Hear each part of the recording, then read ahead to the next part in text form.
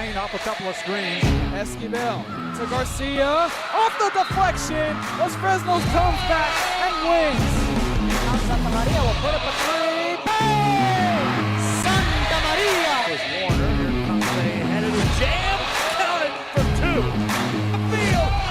Adios! And the Falcons win on a walk-off. And it's saved. What a game. Cortez smacked to the left. That is gone. Rafa Perez. That's my play. Off the backboard. Counting and a win. And a win. Ryan Perez wins the game for the Santa Rosa Warriors, and they go nuts. And why not? Welcome one and all to none other than the Luke Fruia Show. I'm Jacob Young. This is Rio Sports Live Network. It's been an interesting day, to say the least, because, well, not too long ago, of course, this morning, it was pretty cold. It was pretty chilly outside. And, well, now, of course, today here in Brownsville, Texas, it is gloriously 71 degrees Fahrenheit, according to, of course, Google in Brownsville. Low, of course, for today in Brownsville will be none other than, well, all the way till tomorrow at 7 a.m. at 52, which actually the low at 6, check that, at 50. Hits at 2 a.m. here this evening in Brownsville, Texas. And, of course, tomorrow, that's going to be fun for about a high of 75 with just overcast conditions. As that cyclone, the winter cyclone, continues throughout, of course, the whole entire nation, it's definitely affected the RGV pretty well, including, of course, with just the cold weather in general. That's, of course, your little update. I'm Jacob Young. This is Rio Sports Live Network, and we're talking sports here on none other than, well, RSL 3 here today. Again, at Luke Fruia Motors, here off of Old Alice Road, off the expressway. It's pretty nice. Come in, check out a car if you're in the market for a new one. So very excited. Of course, there's a lot to talk about, I should say, and there's a lot of stuff even going on today on our RSL network, and let's take you through what is going on for, of course, this weekend, as that's how we always start off with this show. Also, I believe, talk a little bit about what's coming up, not only for the RSL, but, well, as, of course, college football is officially done and dusted. It was officially done and dusted a week ago. But let's continue on to today. Actually, we have a lot of stuff at 12:05. Actually, it was a lunch show, but 10 a.m. started off the pickleball day 2. It's covered by Joe Bowling.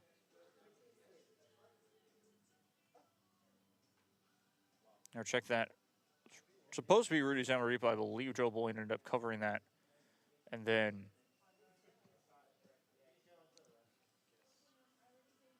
Wednesday, you do have today as well. It's just making sure that they did have varsity soccer, and it is Brownsville St. Joseph Academy taking on St. Mary's Hall. And then wrestling 6A district. That started at 9 a.m. So that was pretty fun coverage, to say the least, as it is still going on the RSL networks. That's on RSL 2 right now. And then Thursday, there's nothing on the schedule at the moment, with Friday having all basketball and a couple of soccer matches as well. So, going to a boys basketball and girls basketball, 7 and 6 p.m. That's Santa Rosa to be exact. That's at 7 p.m. It's boys basketball on Friday. 6 p.m. is Sherryland High and Sherryland Pioneer. That's at Sherryland to be exact. I'll be the one covering that one. Should be very exciting. The Snakeskin Classic, the second time and the final time in basketball they will be playing against each other for the regular season in district play. As Pioneer High School look to shake their 3-game losing streak this Friday on the road against their rivals that they beat the first time this season. Now, of course, that's girls basketball and boys basketball at 6 and 7:30. And 6 and 7:30 p.m. as well. It's Edinburgh North taking on Wesco High. Both of them coming into that game undefeated in the girls' basketball side. The boys' basketball side of things should still be a very exciting matchup, as it is Edinburgh North taking on Wesco High School. Wesco High School look like one of the best teams in the Valley in 5A. That's very exciting, to say the least. They are, of course, in the 6A realm of things. So look for them to go far, potentially in the playoffs, if anything. Now for the other two games, Brownsville Hannah and Brownsville Vets. Should be very exciting. That's on the BIC network.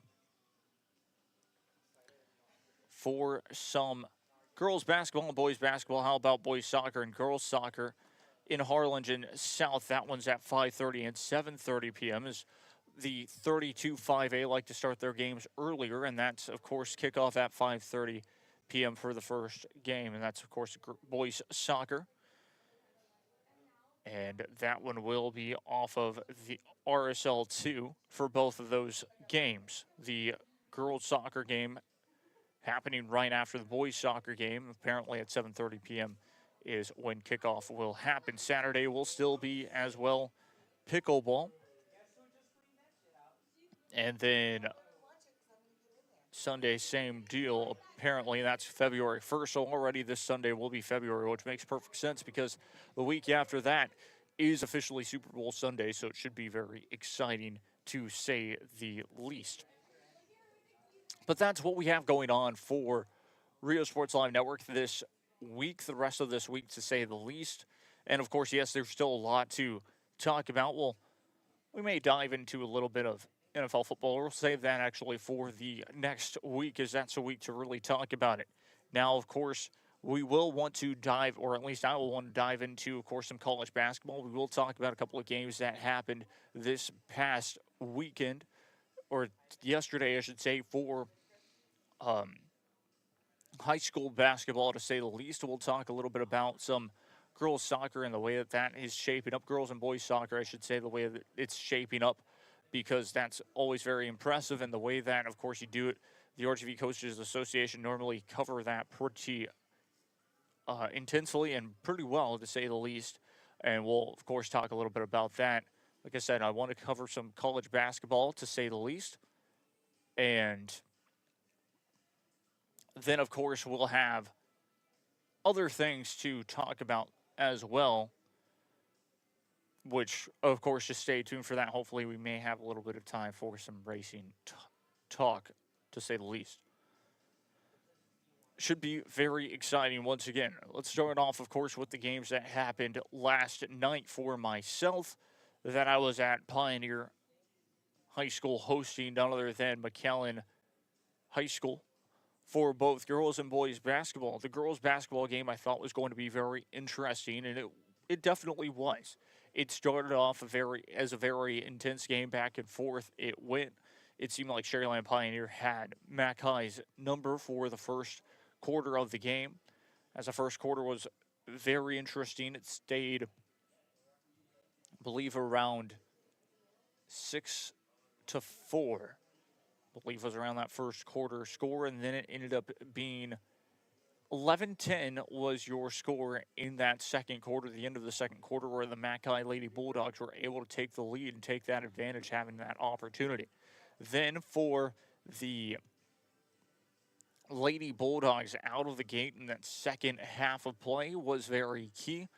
They played very good defense against the Pioneer Lady Diamondbacks, where the Lady Diamondbacks turned the ball over a couple of times and made it very difficult for themselves to really have a hold on any part of the game, I should say. And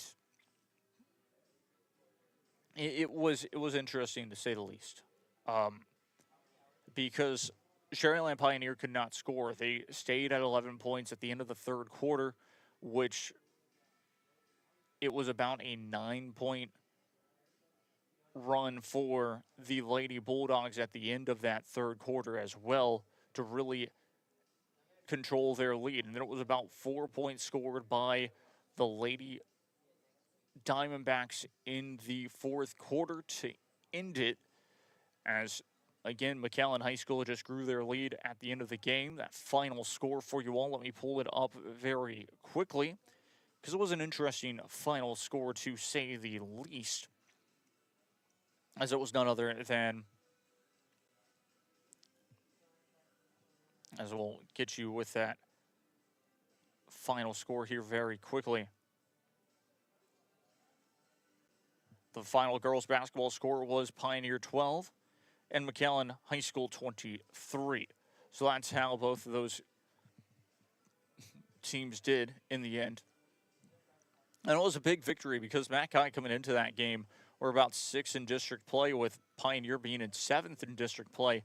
So getting a victory there could potentially have jump-started their run for potentially making it into that top 4. That top 4, though, in that District 31 5A girls basketball.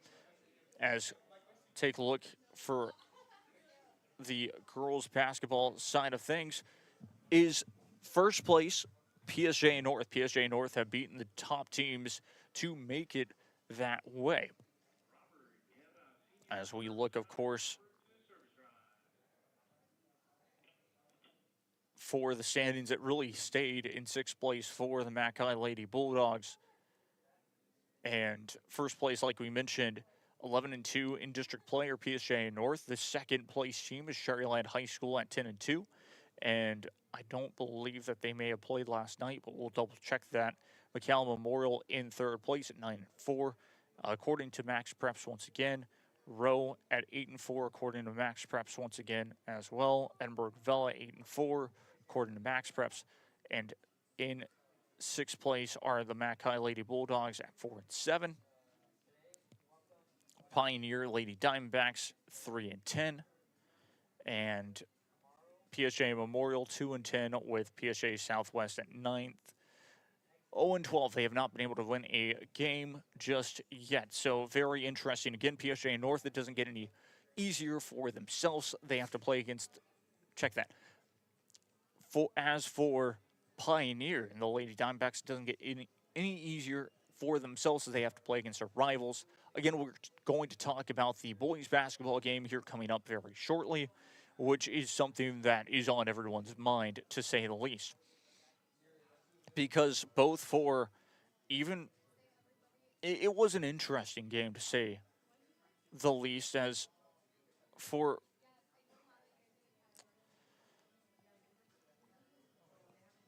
McAllen High School on the boys' side of things, it started off like this.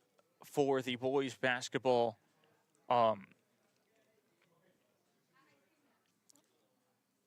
McAllen High School and Sherryland Pioneer, they shared blows right off the start of the game. And what do I mean by that? Were baskets.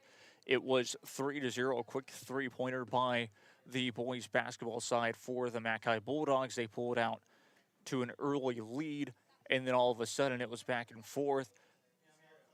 Sherryland Pioneer kind of were able to answer, and then from there, the Mackay Bulldogs found their rhythm and were able to get going. The biggest thing that happened to really jumpstart the Bulldogs taking off with the lead were none other than against the Pioneer Diamondbacks. The biggest thing was a big three to be hit. I believe it was at that time 4-3, so then it was 7-3, and then all of a sudden another, almost a double team in that right corner near past half court on the right sideline. Trapped, stolen, kick out left side, 3-ball corner three was good.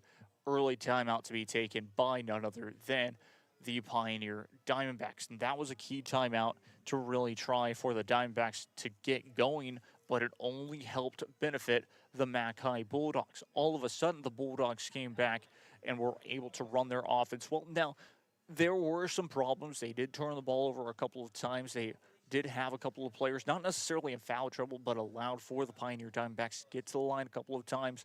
But it was very interesting as the Pioneer Diamondbacks struggled on their own side of things by messing. They just had a lot of problems on their own side. And what do I mean by that? They traveled a couple of times, and it was interesting to say the least. Turns out that the Diamondbacks, of course, struggled as the Mackay Bulldogs, they played solid basketball. Our player of the game ended up being believe, Gonzalez at the end of the day. And so, yes, DeAndre Canada showed up well, but Babatunde stayed a little bit quiet underneath the basket. Bobaty didn't score as many points as maybe he necessarily wanted to, but it didn't matter because that team is such a team. And I mean this in the best way possible. It's a little redundant of what I just said there, but the way that they play, it's a shared basketball. It's a shared team. They pass around the perimeter as best as possible. Canada's looking for open players. Yelmore's looking for open players. Bobaty's doing the same thing. Babatunde underneath the basket. They're passing the ball around, trying to find it. They're unselfish of a team. Dylan Gonzalez is the same deal. And the best thing that I saw as well after the substitutions too, because the Mackay Bulldogs scored so many points in that first half and only needed to play so much in the third quarter for their starters, when the bench warmers came on to score some points for the team, that bench, they were electric. The starters were electric. What do I mean by that? They were excited for the bench players to get their minutes, to have that opportunity when they'd score points. I mean, you could see Canada, you could see Gilmore. They were all with the three, on the sideline. They were pumped. They were pumped for their teammates, which is what you want to see. And I go back to the most successful teams that I've seen this season from sports like this, from volleyball and anything like that. They get excited. They get excited about their team's success. They get excited about the players' success. It's not all about themselves, and that is the best thing about it. So I see a lot of that, and I know what team will be very successful, and that's the team that I've gotten to cover the most this season as well, with the Pioneer Diamondbacks. Now, the Pioneer Diamondbacks, I remember even before.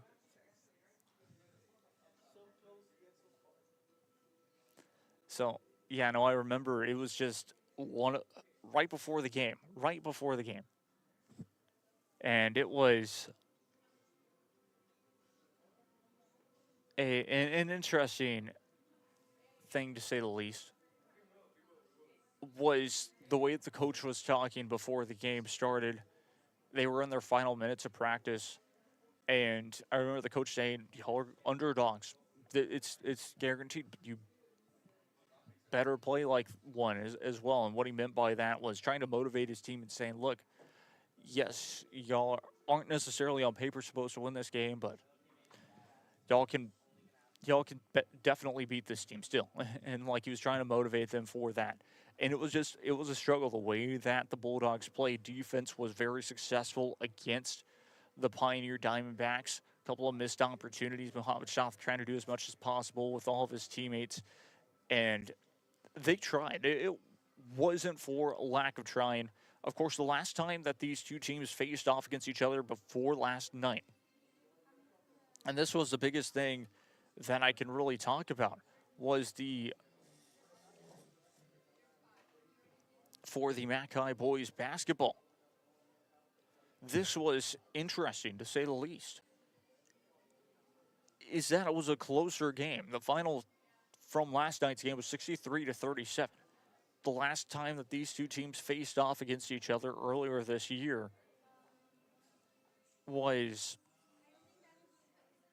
on the 22nd of December, so actually in 2025 still. It was 52-46, just the Mackay Bulldogs barely won in that game, only 52-46.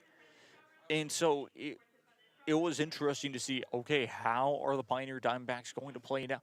This second half of district has not been friendly to the Pioneer Diamondbacks. Because I look back at it, the week that I got to cover the Pioneer Diamondbacks before was an unfortunate game for themselves, where they ended up losing to a team that they had beaten 2 times in a row, and that was over PSJ North High School. Even in district play, winning 62-59, they just were able to win. And even in a playoff, or even in a tournament game, they won 45-42. What I'm trying to say here is, second half of district play, after a victory over PSJ Memorial, 71-50. They lose to PSG North 68-33, only scoring 33 points in that game. And then going up to McCallum Memorial to lose 75-50, a 25-point deficit for this side before playing against the Mackay Bulldogs and only scoring 37 in the end to lose 63-37. It just, of course, those were a very different, those aren't easy teams to play against. But it's just interesting to see how they played against them the first half of the season, beating all three of those or beating both PSG North and McCallum Memorial, only losing to the Mackay Bulldogs not by a lot, by only 6 points to be exact, by only 2 possessions really, and this ends up and then their last games have been very much a struggle. People say that, of course, basketball and all these sports aren't mental. That shows it's very much a mental game in general, and how can they get back into this one? They play against their rivals this upcoming Friday at Sherryland High School. Sherryland High School barely lost to Pioneer High School on the road during the winter break. I was there and I covered that match. I covered that game, and it was an exciting game to cover, to say the least, as the Pioneer Diamondbacks just were able to get back into it late in that game and won off of Muhammad Shah scoring that final 2-pointer. And this is a very important game now, because let's look at the standings from both sides. And the Pioneer Diamondbacks have fallen behind their rivals of Sherryland High School in 5th place. Mackay still 11-0, with PSG North down to 8-3. Avella 7-4, Sherryland 5-4, and now Pioneer 5-5, with McCallum Memorial same 5-5. Then you have the Row Warriors with PSG Memorial and PSG Southwest at 0-9, 1-9, and 3-7. So again, you look at it for the Pioneer Diamondbacks with how many games are left in this schedule. Let me tell you exactly how many games are left in the schedule and who they have to play. Their rivals, of course.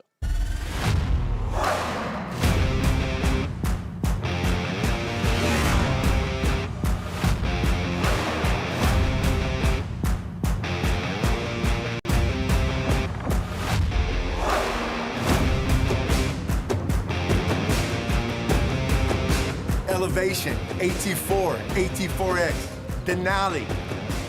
Case closed. Fruia GMC, we're professional grade.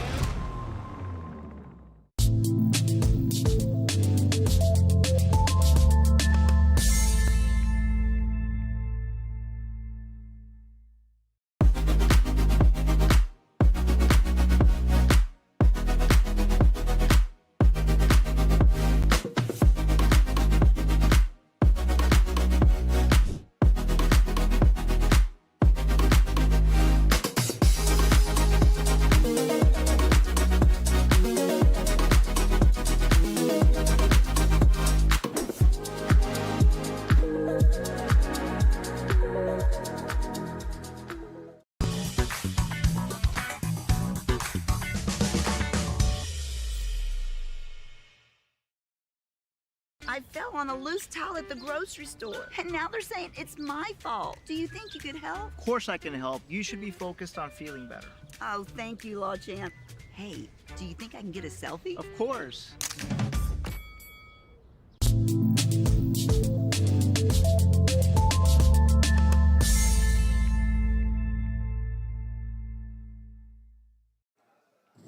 Back we go once again. Here was just talking about the chances of the Pioneer Diamondbacks making the playoffs here in basketball for the boys basketball side of things, because it was pretty interesting, to say the least. And, of course, it's kind of on Sherryland's backs at the moment, as in this game this Friday for both sides, it means a lot. The way that Sherryland High started off their second half of this season for basketball have been key.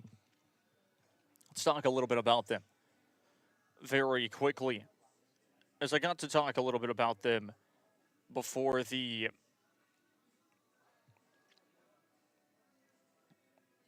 really before the break, I should say. And so Sharyland High basketball, the Rattlers got to put up 97 points against their opponent of far San Juan Alamo Southwest, PSA Southwest, which was a big victory for them. They're 5-4 in district play, fourth right now. They hold that final playoff spot according to Max Preps. So this is a big game in general coming up this Friday, once again, against the Pioneer Diamondbacks. One of those heavy hitting matchups, one of those heavy hitting games in general. And the biggest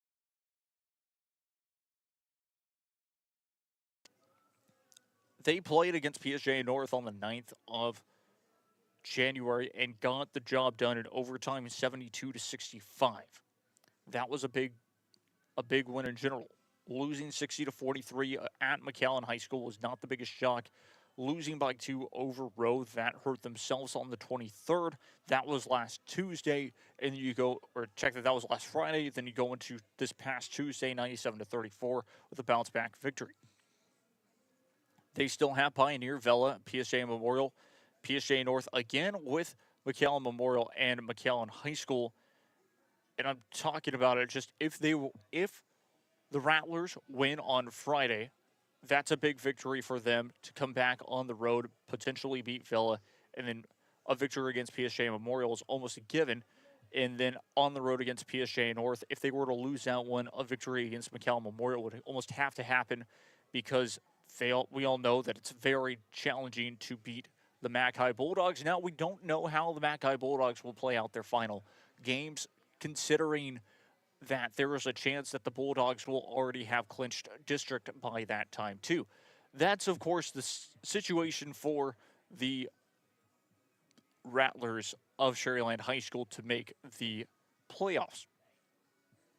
Because, again, the rivals that are trying to make the playoffs as well are none other than the Pioneer Diamondbacks. Again, this Friday, it will say a lot about who will be the front runners to go to the playoffs to make it in that final spot of the fourth.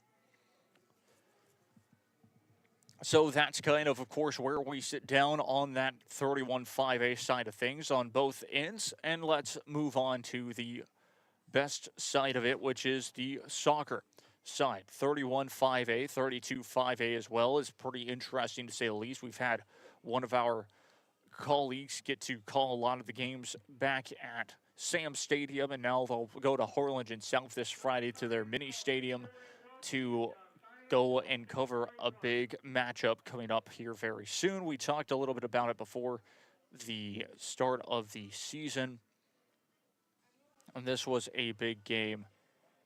Let me remind you all of what game is to come up this Friday for soccer. In the girls' soccer side of things at 5:30 and 7:30, that's Harlingen South taking on Brownsville Lopez, both on the boys and girls' side. That's not going to be an easy matchup. Brownsville Lopez looking, of course, to bounce back. We all know, of course, about that big storyline that happened. I believe it broke either this past weekend or, check that, it broke Thursday. So we haven't been able to talk about it. I need to actually bring this up before we bring up anything else. Brownsville Lopez found out, their own organization, the school, everybody found out that there was a player that was not supposed to be on their team at the time.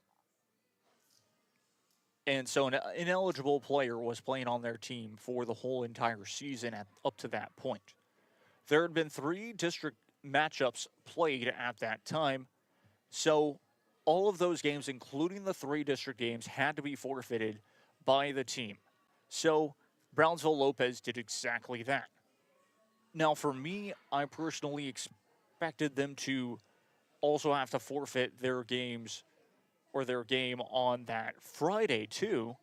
But they were allowed to play in that one in general, as long as, of course, the team was truly all eligible and that they wouldn't have to forfeit another game in general to that point. They're going to be looked at very strongly. This continues to happen throughout the district, throughout the whole entire state of Texas. It's been interesting. We all know of the last year with Progresso, and then one of the state champions that ended up forfeiting their state title as well after they won it and figured out that there was a team that was, or that there was a player that was ineligible who ended up playing.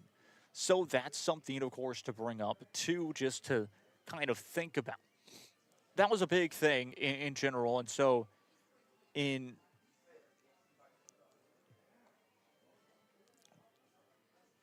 just, of course, from 2025 now to the 2026 season, that's where things stand. We don't necessarily know where the district is, and so on the RGV Soccer Coaches Association, for the RGV, let's talk to you all about where these teams kind of stand. Okay. So right now, as of course, this was by January 16th, so let's go as far as Tuesday, of course, which was yesterday. January 27th, we had a couple of games.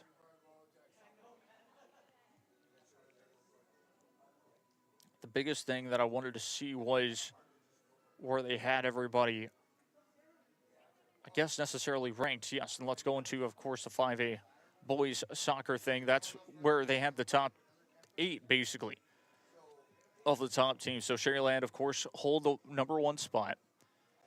Lopez at number 2, which is still very high up. Porter at number 3 with Pioneer at 4. Harlingen South at number 5 with Rivera at number 6. And PSJ and Memorial number 7. Nicky Rowe at 8th. Of course, last night we had one of the games covered, and can tell you all about the final score on the boys soccer side of things for that game in general.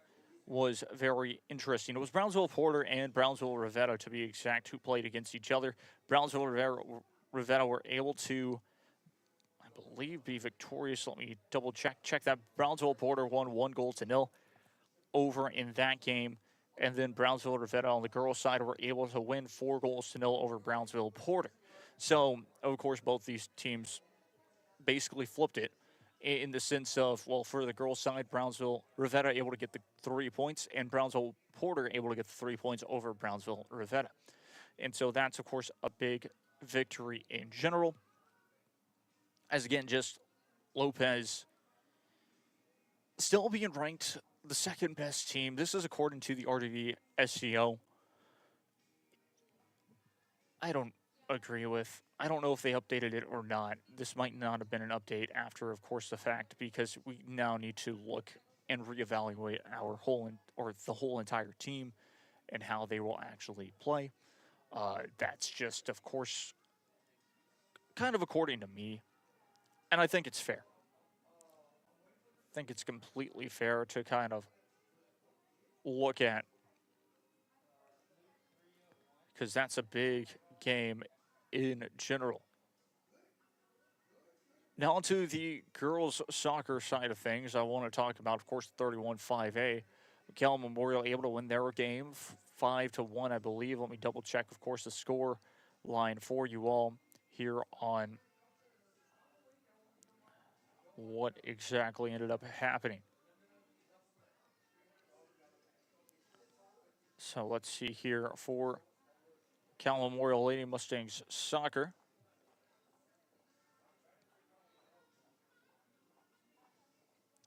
We're able to get a victory.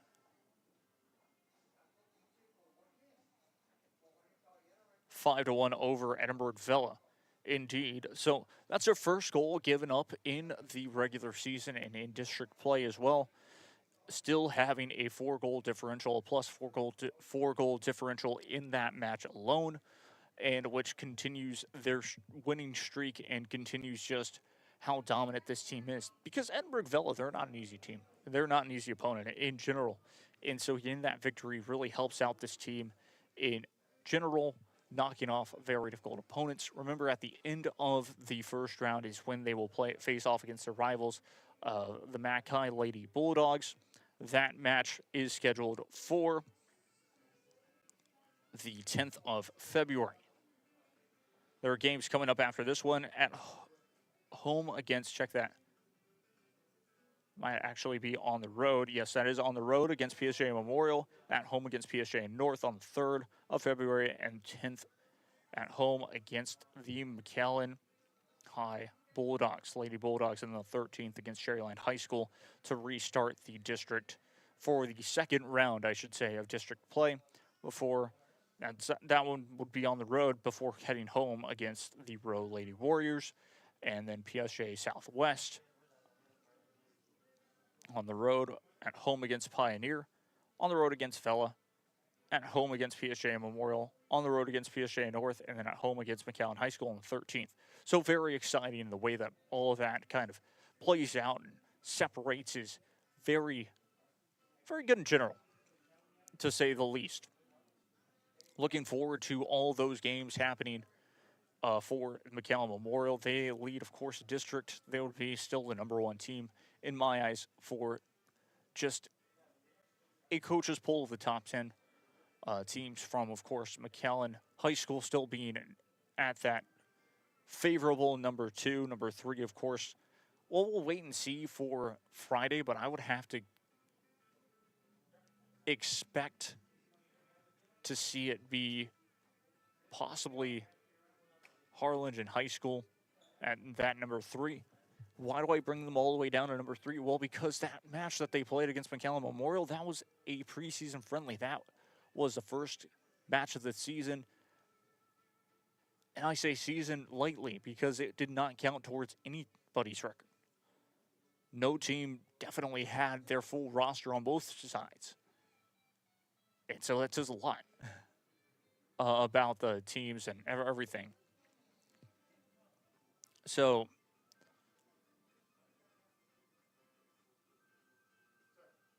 again, was this on?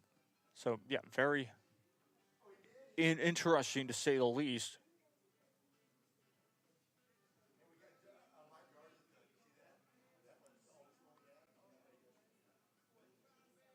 So yes, that was already done in general from the 27th. Yes, these were the scores from last night, to be exact. Tuesday, January 27th, PSG North versus PSG Memorial, 2-2. And the PSG Memorial side ends up winning that one for the girls. The boys side was 2-1. And it was 2-1 victory for PSG North, then 5-0.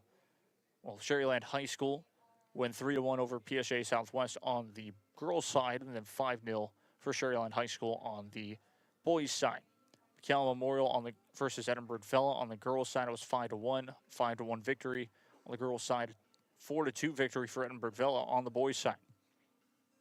Mac High versus Pioneer, a big matchup last year, if you do recall. That was a big game for the Lady Bulldogs. They needed to win that one in order to really stay firm contention for that district play. They end up winning the first game 3-0 over the Lady Diamondbacks. And then the boys end up losing 5-1 over the Pioneer Diamondbacks boys soccer team. That Snakeskin Classic is looking more and more exciting by every single game because of how well just the Pioneer Diamondbacks have kind of switched on that boys soccer side. They used to be, even the girls soccer teams, not necessarily that they used to be the laughingstock, but there was a time where I remember covering them, and you would expect for the teams playing against themselves to win the game, basically. That's kind of where I'm getting at.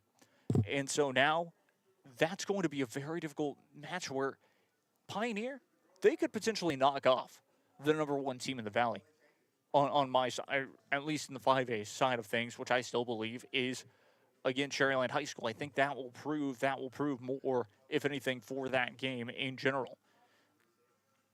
But who knows how that game is going to, of course, play out. That's going to be a long time down the line. Friday, January 30th, for some of the 31 5A games is PSG Southwest versus Nicky Rowe, PSG Memorial versus McAllen Memorial, and Pioneer versus Cherryland High School. There we go. That's Friday the 30th, so that's a big day in general. Why is that such a big day? because I will be over at Sharyland High School already covering the Snakeskin Classic in basketball, while the Snakeskin Classic in soccer will be going on this January 30th, this Friday. Then the Tuesday, February 3rd, Cal Memorial versus PSJ North, Nicky Rowe versus Pioneer, Mackay versus PSJ Memorial, and Sharyland versus Edinburghville. That's on Tuesday, February 3rd. Let's trying to look at, of course, the big games coming up for you all for the 32 5A. Just found it right now.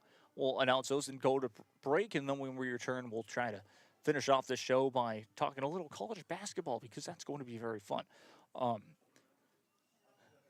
So after the Tuesday matches, Mercedes versus Donna North happened. The boys end up winning. Donna North ended up winning 9-1. And then the girls won 7-0 over the Mercedes Lady Tigers. Ed Calgelsa versus Harlingen South. Ed Calgelsa won 3-0 in the boys' game and 5-1 for Harlingen South in the girls' game. Then Porter playing Rivera. Porter able to win 3-0 in the boys, 4-0 in the girls. I don't believe that was a correct score line, because again, I saw 1-0 for the boys. So yes, that was wrong. It's a 1-0 final in the boys game for that one. Porter beat Rivera, but Rivera did score 4 goals over Brownsville Porter. Lopez versus Wasco East. Lopez able to win that one 8-1 over Wasco East on the boys' side of things. And the girls' side of things, they just eke out a victory 2-1 over Wasco East. Donna High versus Brownsville Pace. Donna High win in a PK shootout over Brownsville Pace. 8-3 for the girls' side for Donna High School over Brownsville Pace. So very exciting in those games. Again, it's a tight district. Everyone can beat anybody just about, as you can definitely tell. That's what makes that district so elite, especially on the boys' soccer side of things. I still think, again, that Brownsville, that 31 5A will sweep 32 5A in girls' soccer this year, especially. But I was wrong last year, so who knows? We'll be right back after this. When we return, we'll cover a little bit of college basketball for you all. Stay tuned.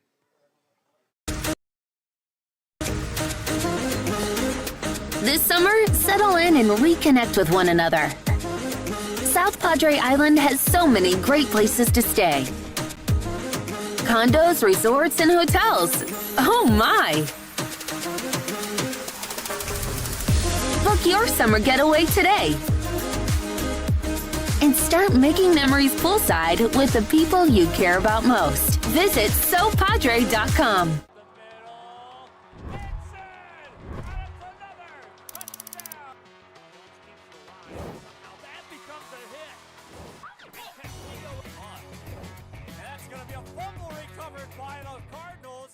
Turn your passion into a powerful career at Texas Southmost College. Our automotive technology program will train you in everything from maintenance to full vehicle systems repair. Earn a certificate or associate degree and get certified to work as a C maintenance or B-level technician. You'll be guided by seasoned instructors who have decades of real-world automotive experience, helping you get ready to roll into the industry. So take the wheel and apply today at tsc.edu.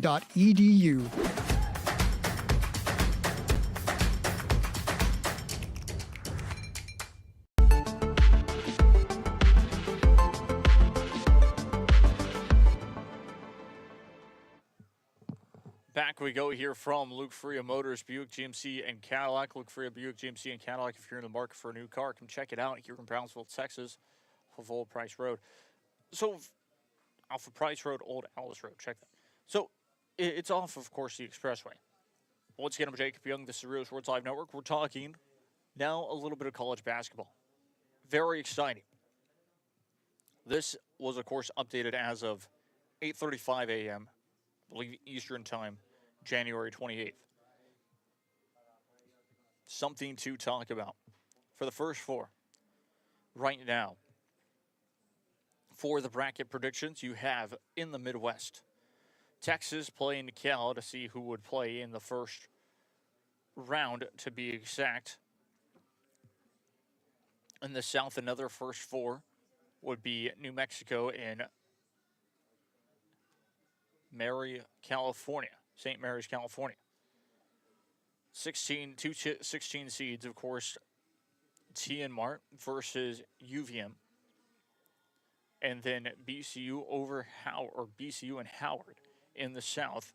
Those, of course, with your first four.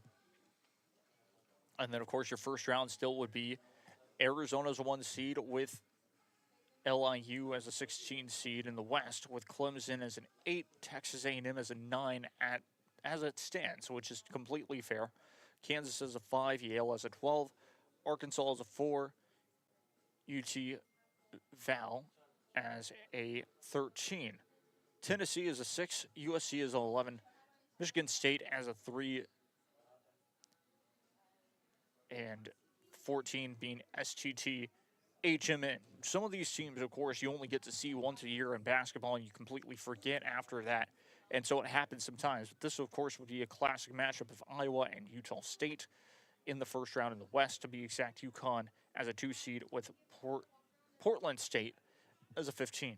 So very exciting. Of course, Nebraska would be the 1 seed in that one.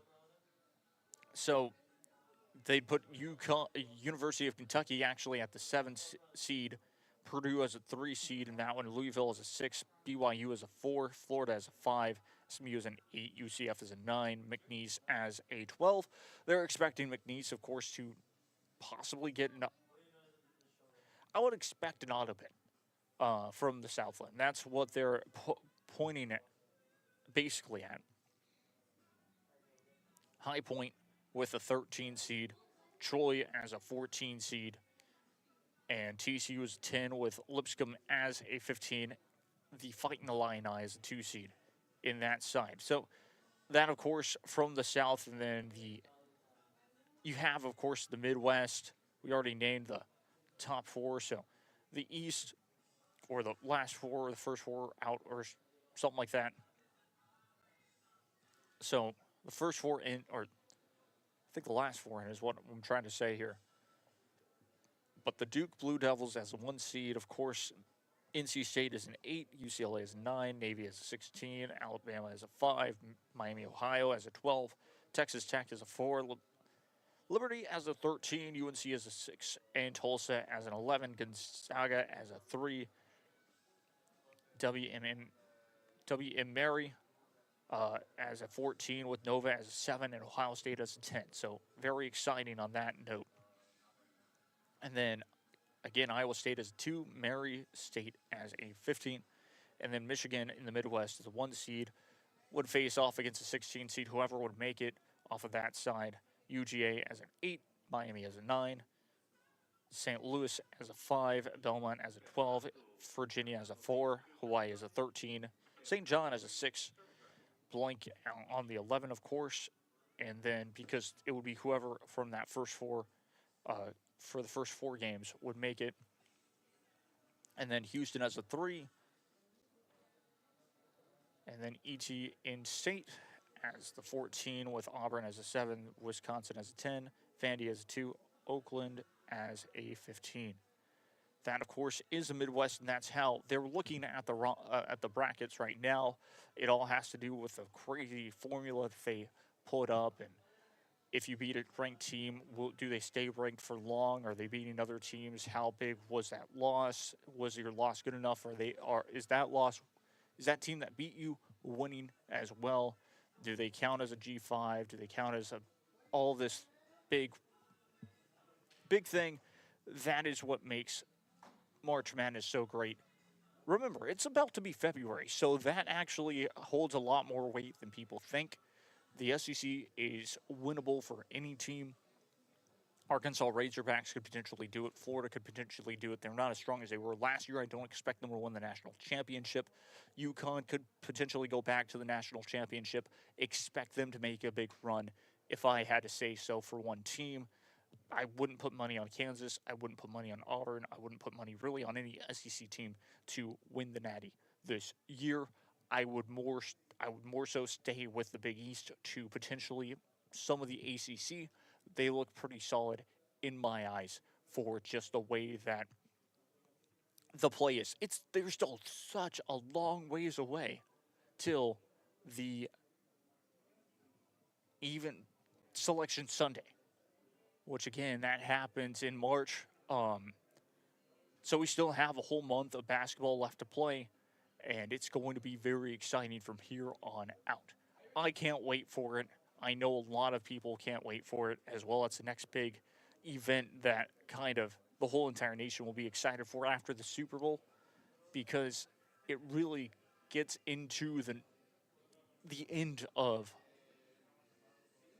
the sporting world for, I guess, this year. Of course, baseball will be coming up very soon too, so stay tuned for that on RSL Network, because baseball and softball, that's always fun to cover in general, and we'll have that covered. Of course, the end of soccer season will be very exciting. We'll have a lot more soccer coverage probably soon.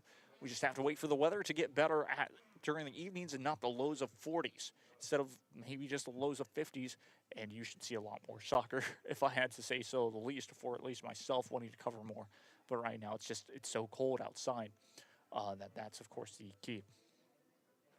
Yeah, no, the interesting part, of course, right now is the first four, with being just the Midwest of Texas and Cal would be the first four. But they have to start to, both of those two teams, they have to start to win more games. They have to start to win big games and all of that. And then the South, same deal.